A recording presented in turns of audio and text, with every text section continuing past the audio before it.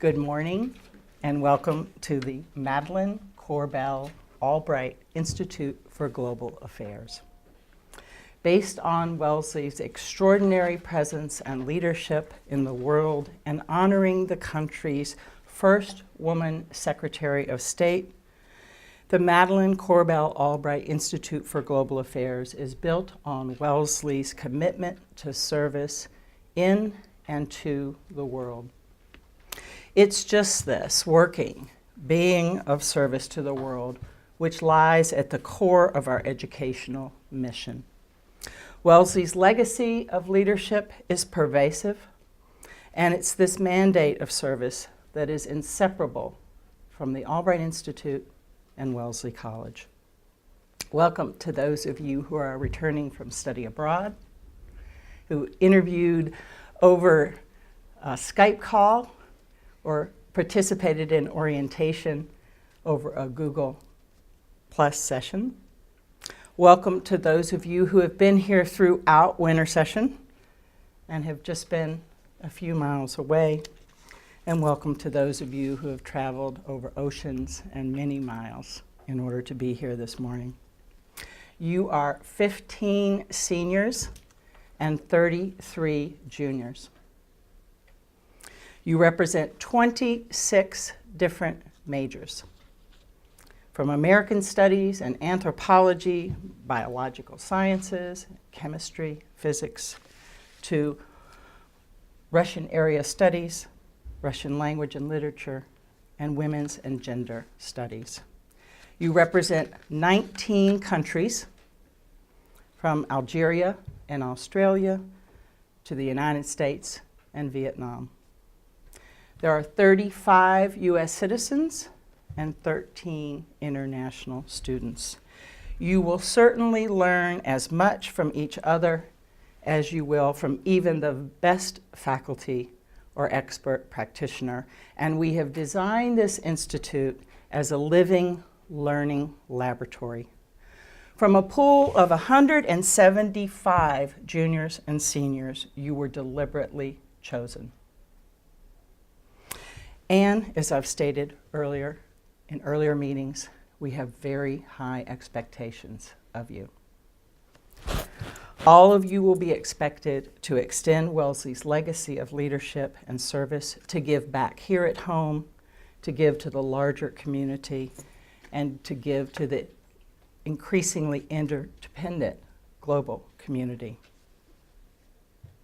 The Albright Institute is a liberal arts inquiry across disciplines and traditional boundaries of culture, nationality, religion, in order to understand both the world's complexities and beauties. At the core, the liberal arts, a liberal education, is a dynamic search for truth in all its forms, through prose, poetry, hypothesis, theory, making, and creating. So what are the principles that underscore liberal learning at the Albright Institute? The Albright Institute embraces what Adrienne Rich, American poet, essayist, and feminist, defines as liberal education: an ethical and intellectual contract, intuitive, unwritten, dynamic, that involves turning to each other. Rich describes claiming an education, taking it as one's rightful owner, taking yourself seriously, taking responsibility towards yourself. Liberal comes from the notion of freeing the mind. True liberal arts gives one a new and renewing intellectual grasp on our lives, a new understanding of our histories, what Rich calls a fresh vision of the human experience. There's a vigilance that's required of true intellectual freedom, critical inquiry across disciplines and boundaries, a comfort with uncertainty, and a capacity to distinguish fact from fiction. Let me underscore this concept the importance of which is heightened in our current global context. Liberal arts learning requires a steadfast commitment to fact-based knowledge and the skill and ability to determine the truth. This leads me to the first principle by which the Institute is designed. Principle 1, the Albright Institute crosses traditional boundaries of academic discipline, nationality, culture. In her inaugural address, President Dr. Paula Johnson described the capacity of the liberal arts in the 21st century, citing T-shaped experience, a deep grounding in one area combined with the capacity to think and work on a far broader stage. She described this T-shaped experience as the future for learning and the ability to address complex global challenges. As remarkable as each discipline is individually, President Johnson argued, the disciplines are infinitely more remarkable together, connecting in community, exchanging ideas, and advancing pedagogy. No single academic discipline can hope to address the world's greatest challenges. Indeed, all of the major global challenges are holistic. Principle 2, the Albright Institute begins with learning about oneself, what Professor Metaxas describes as Yenothi Safton. I've been working on pronouncing that for quite a while. Yenothi Safton, knowing yourself. It's through an awareness of one's own lenses that we can develop an appreciation for both oneself and others. Professors Charlene Galarno and Irene Mata will invite you and lead you through this examination in their two-part session, Power, Privilege, and Possibilities. Principle 3, an unfailing sense of curiosity.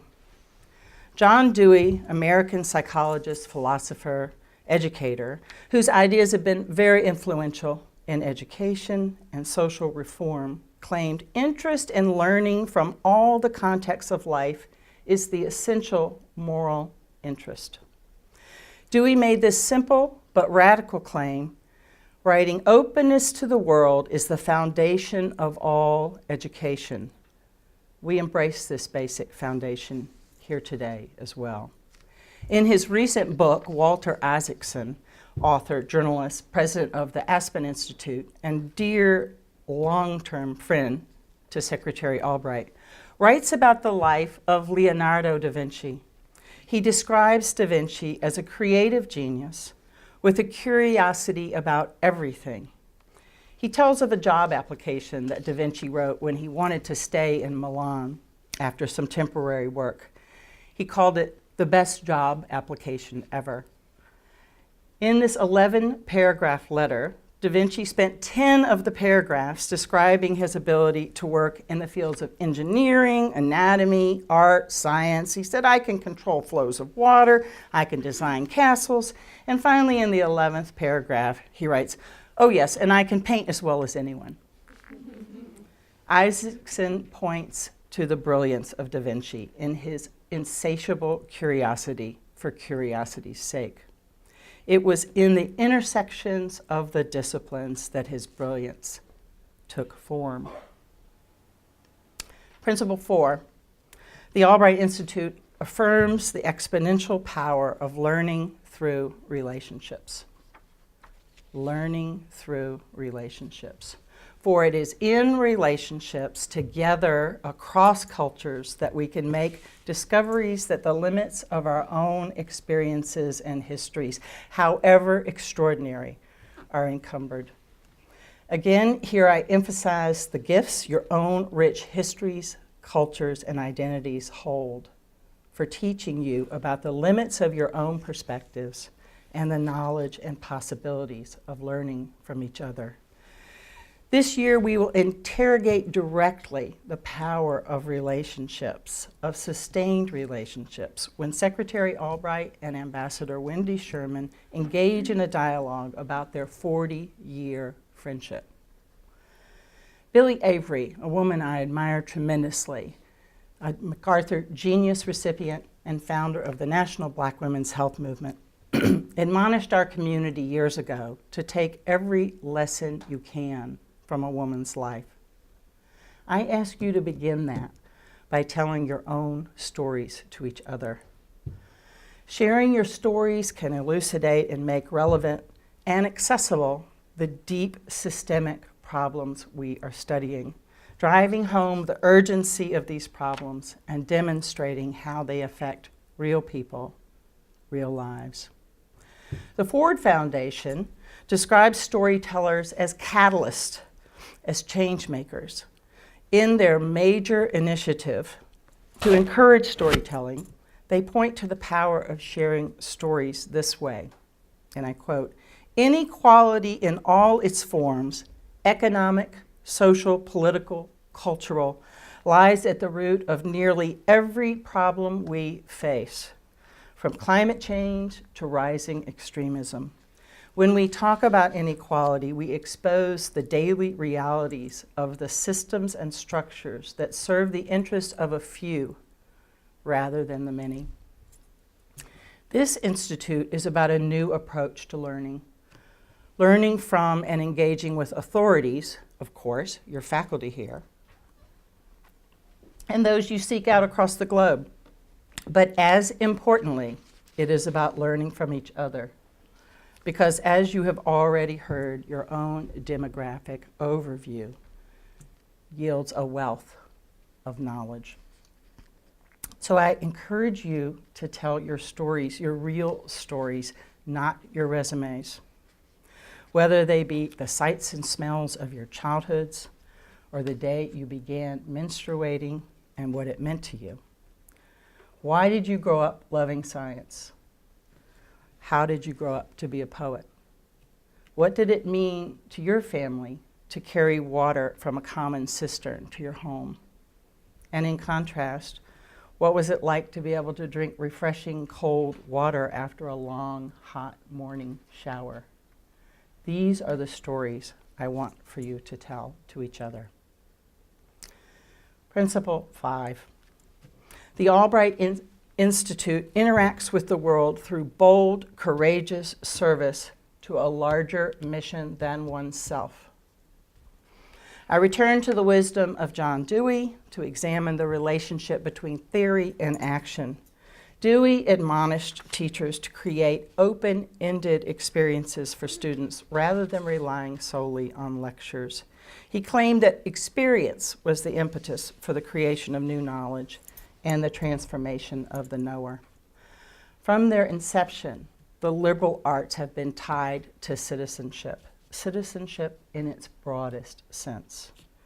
You will learn from your collective group work and then from your hands-on internships the power of experience in creating new insight and often humbling knowledge.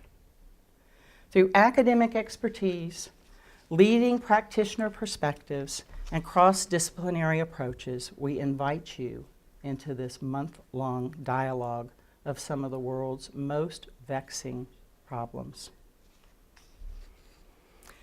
Albright Institute faculty are among the most accomplished philosophers, theologians, scientists, and political scientists, representing the disciplines that define the liberal arts. Albright Institute faculty this year include Professors Joe Joyce, Carol Doherty, Larry Rosenwald, Roxanne Euban, and astronomers Dick French and Kim McLeod, just to name a few.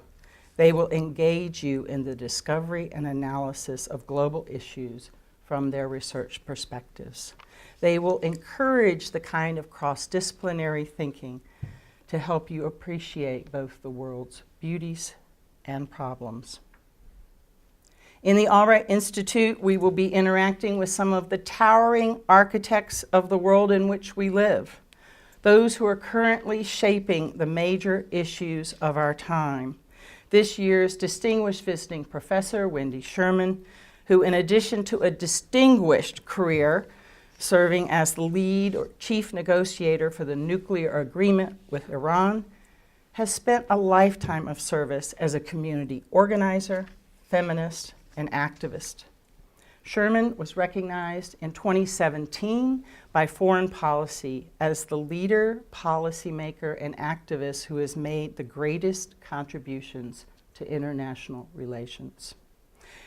An experienced diplomat and negotiator and a well-known champion of multilateral cooperation, she was described by her boss, Secretary Madeleine Albright, under Bill Clinton's administration, as the person who had the amazing ability to separate fact from fiction. Albright told Foreign Policy she was basically my watchdog when I was the Secretary of State.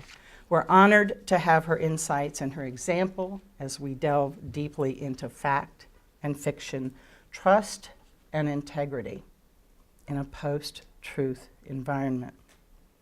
Our keynote speaker this morning, former Deputy Attorney General Sally Yates, has come to be a symbol for principled leadership in the face of national upheaval and global uncertainty.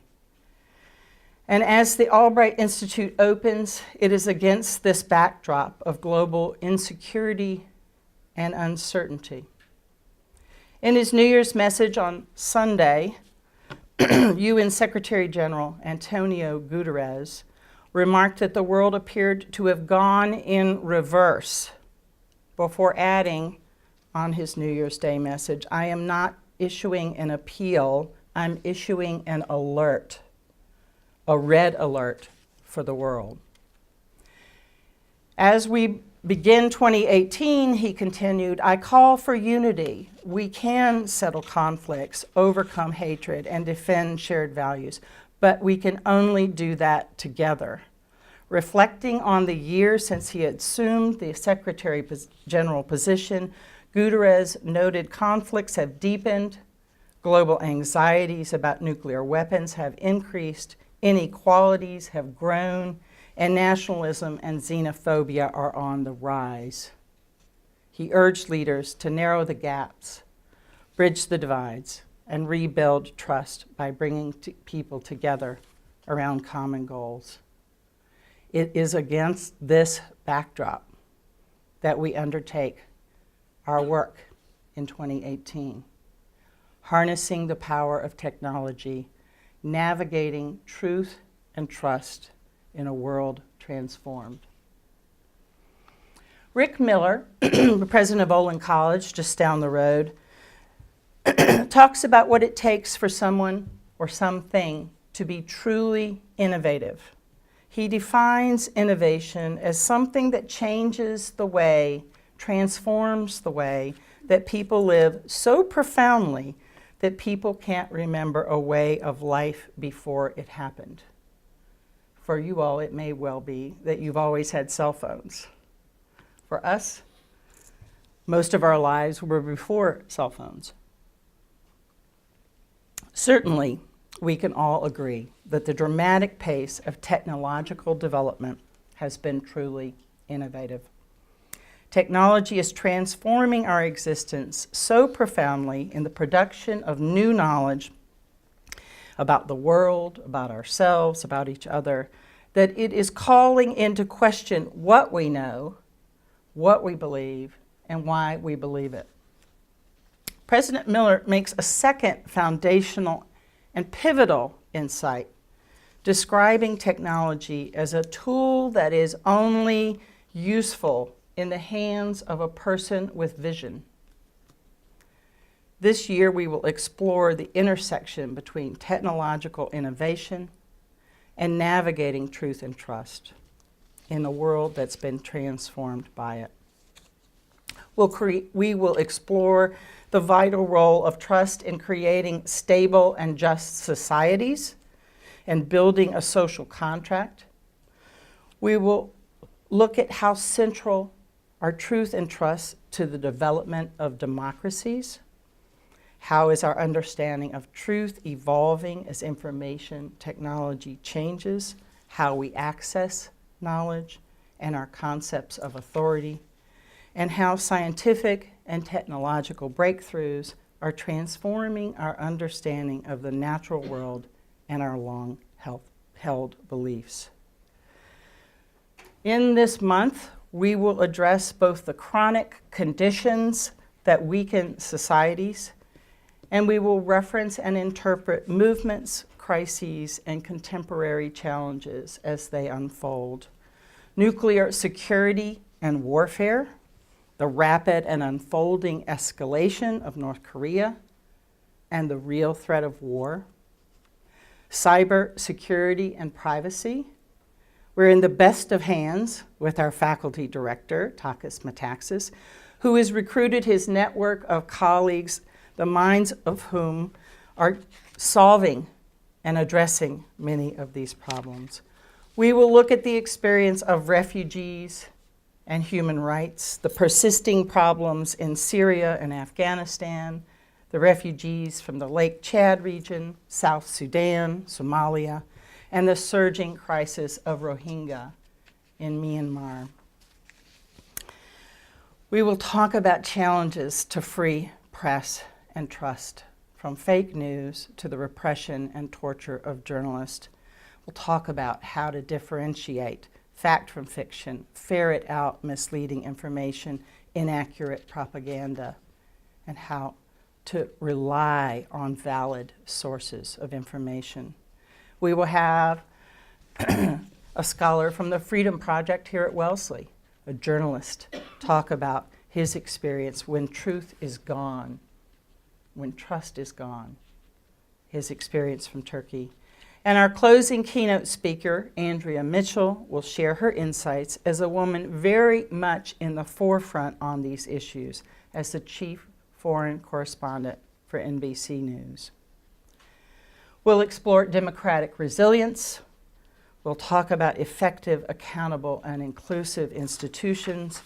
And we'll talk about the warming of the planet. The Earth is getting warmer. The National Oceanic and Atmospheric Administration, NOAA, announced that 2017 was shaping up as the second warmest year on record. The warmest year? 2016. The other 8 warmest years on record have all occurred since 1998. What's the juxtaposition and interplay of natural and man-made disasters? Do hurricanes Maria, Jose, Harvey, and Irma look at the interplay between human capacity, human creation, and nature? Jay Turner will join us to update us in his lecture, Republican Reversal, Conservatives, Climate Change, and Global Environmental Governance. And last, we will talk about health through the lens of looking at morality and equity. I can think of no one better than our own Ophelia Dahl, co-founder of Partners in Health, to address with us both her organization's mission over the last 25 years and her recent work in Rwanda. Her lecture, entitled Radical Innovations in Healthcare, will be nothing short of inspiring. I return to Billy Avery's admonition to take every example, every lesson you can from a woman's life. These women and men will be here not only to share their expertise, but their own lives. I encourage you to ask those questions that you have always wanted to ask of individuals in your life. So the Institute is about faculty, the Institute is about practitioners, but more importantly, the Institute is about you as a co-creator. That will become clear to you as we progress through this month. It's easy to recall Secretary Albright as the first woman to become Secretary of State. When Albright was confirmed as the 64th U.S. Secretary of State, She was the highest ranking woman in the history of the United States government. But it's also important to remember that Secretary Albright was already a global citizen when she arrived at Wellesley. Her academic and intellectual life took shape here when she studied political science, served as editor of the Wellesley News, and wrote her thesis on a Czech politician who served as the prime minister from 1944 to 1946. She sat where you sit now. This Albright Institute is about collective action over individual achievement, learning that what we can figure out together and design together across boundaries, personal strengths, and histories holds the key to real understanding and therefore real problem solving. Focusing on this kind of learning requires a self-discipline of mind and action. It's about an ethic of accountability and responsibility. And here again, we have high expectations of you. Some of these will be countercultural to your Wellesley experience. Be on time. Be prepared. Push yourself out of your comfort zone. This is not another class. We have intentionally made this experience ungraded. Set some personal goals. Be bold. Think about what and how you will contribute, how you will create this institute. If you want something to be different, propose a change. If you have a new idea, get it started. Most important, focus on listening rather than talking. If you are someone who has always had her hand up in class, sit on your hand. And if you are someone who has never found her voice, for whatever reasons, put your hand up. Set some serious goals for yourself as a learner in the world. Focus on critical inquiry rather than critical judgment.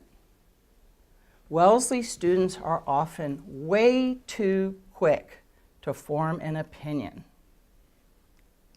Wonder why. Wonder how. Do not make up your mind right away.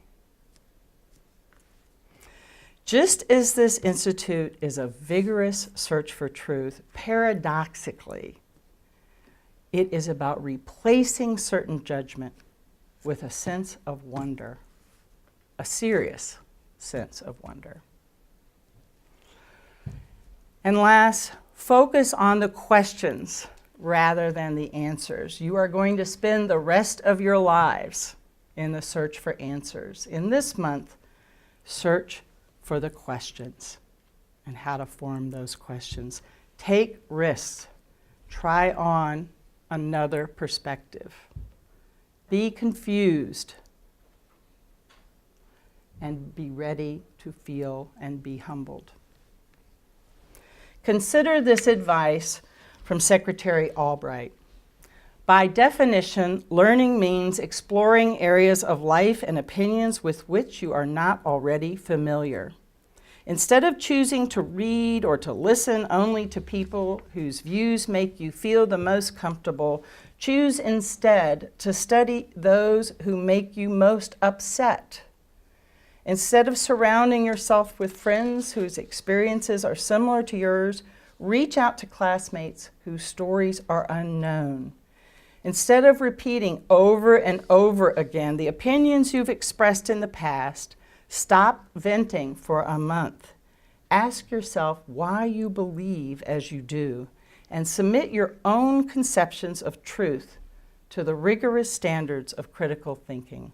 Above all, she writes, I ask you to understand that there's an enormous difference between entering into an argument for the purpose of winning and engaging in research and discussion for the purpose of stretching your mind and giving free rein to your conscience.